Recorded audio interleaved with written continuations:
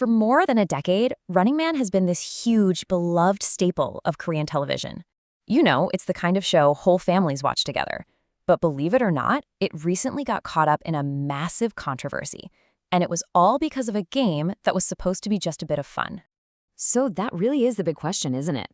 How does a show that's all about fun and games suddenly cross a line that gets its audience so fired up? Well, this whole incident tells us a lot about how things are changing and what people really want from their entertainment these days. It's a story that's way bigger than just one segment on a TV show. Okay, so let's set the scene here. Running Man is a giant in Korean variety TV. It's known for being in that perfect, family-friendly primetime slot and for its crazy, chaotic games. But on their November 23rd episode, they aired something that a whole lot of viewers saw as a huge mistake, and the criticism started flooding in almost immediately. Right, so the cast had guests on to promote a brand new drama. And get this, the drama was ironically called Kiss is Just Because. To kind of tie into that theme, the production crew came up with this game called Kiss Mafia. The whole idea was pulled straight from the drama's title, which, as we're about to see, was really the beginning of the problem. So what in the world was this Kiss Mafia game? Seriously, to get why people were so upset, you really have to understand the rules. It wasn't just about the name. It was the actual mechanics of the game that put everyone, both on set and watching at home, in a really, really uncomfortable spot. So here's the breakdown. One person is secretly chosen to be the kisser. Their job is to plan to kiss on another player, leaving a visible lipstick mark. Then everyone else has to figure out who the kisser was. But here's where it just gets weird.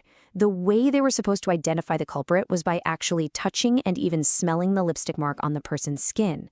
Yeah, you heard that right. And the result was, well, just as awkward as it sounds.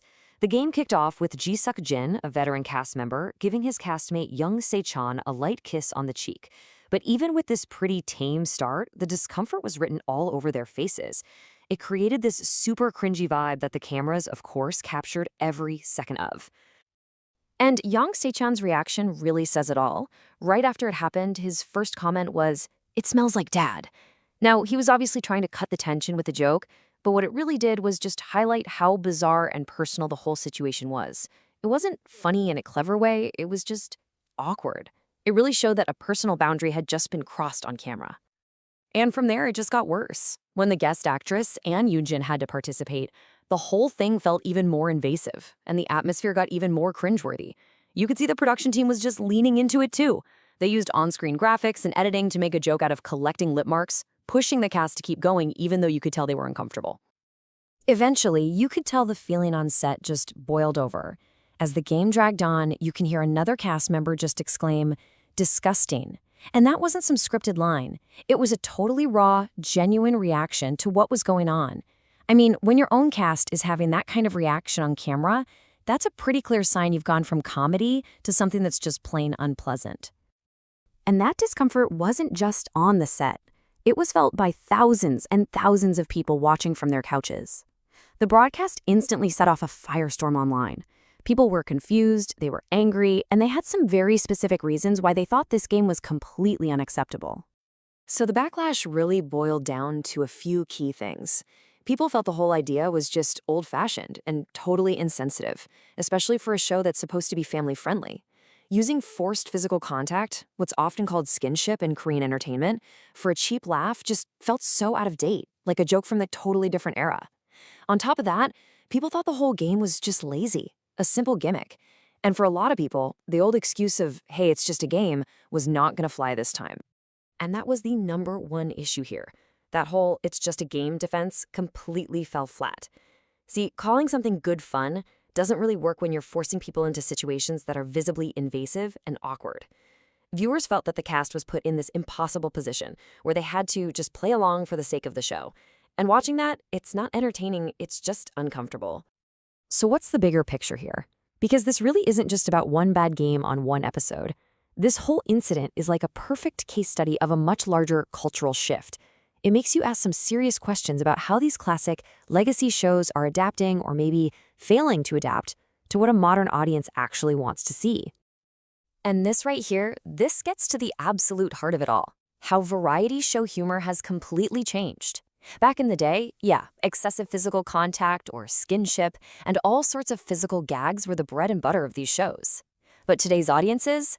They're way more into clever wordplay, creative ideas, and thoughtfully planned segments. There's a huge premium now on humor that doesn't come at the expense of the participants' comfort. And the Kiss Mafia game felt like it was beamed in from the past, completely missing the memo. So, what this whole mess really shows us is a growing disconnect. It suggests that maybe the production team behind one of the biggest shows on television is a little out of touch with its own audience. What they greenlit as a funny game, viewers saw as insensitive, lazy, and outdated. And that gap, that difference in perception, that's a really dangerous place for any show that wants to stick around. Which brings us to this final, really critical question. And it's not just about Running Man. It applies to any long-running show or institution. In a world where audiences expect more creativity and more respect than ever before, how do these legacy shows change to survive? The Kiss Mafia incident is a huge warning sign. What worked 10, maybe even 5 years ago might be a total disaster today. And in the end, survival is going to come down to one thing: the ability to listen and the willingness to evolve. Thanks for tuning in.